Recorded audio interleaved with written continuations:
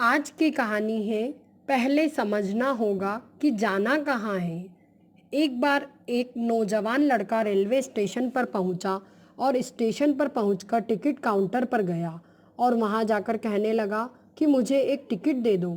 Counter पर बैठे व्यक्ति ने पूछा कि आपको कहाँ का टिकट चाहिए। लड़के ने कहा टिकट दे दो। आपको बात समझ नहीं आ रही है, मुझे टिकट दे दो।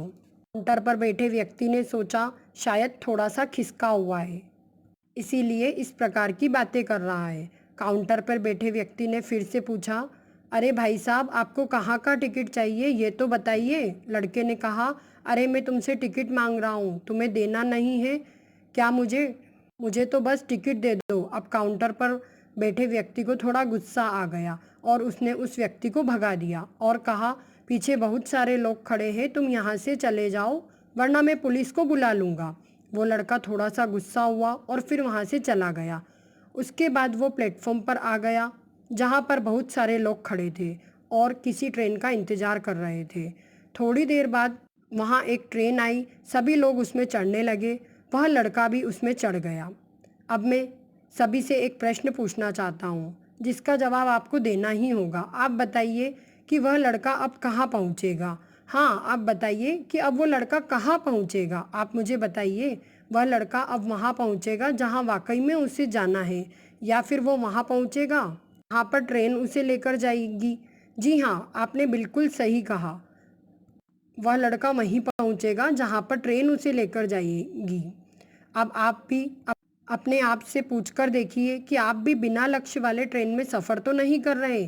कई बार आप भी अपने माँ बाप को दिखाने के चक्कर में, दोस्त यार को दिखाने के चक्कर में बिना लक्ष्य वाले ट्रेन में बैठ जाते हैं और उन्हें कुछ कर दिखाना चाहते हैं। क्या आपको भी यही सही लगता है?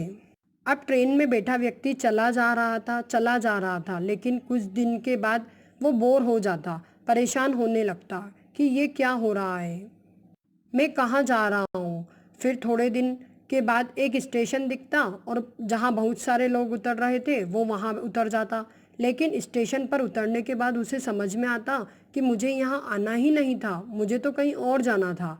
अब फिर से आप अपने आप से पूछिएगा कि कई बार आप किसी रास्ते पर निकल जाते हैं, बिना लक्ष्य बनाए निकल जाते हैं और कुछ दिनों के बाद आपको यह महसूस होता है कि आपको यह बनना ही नहीं था, आपको तो कुछ और ही करना था, आप तो किसी और चीज़ के लिए परफेक्ट हैं, तो आपको वो करना ही नहीं था। लेकिन आप लोगों को दिखाने के चक्कर में, किसी चीज़ को बनाने के चक्कर में, किसी इंसान को दिखाने के चक्कर में आप वो चीज़ कर देते हैं जो आप असल में होते ही नहीं हैं। एक बिना लक्ष्य के यात्रा करने पर आपका पूरा जीवन खराब हो सकता है और वहीं पर एक महत्वपूर्ण चीज़ खराब होती रही जो कभी वापस नहीं आ सकती, वो है आपका समय। इसीलिए सबसे पहले आप सही जगह का चुनाव करें कि जाना आपको कहाँ है।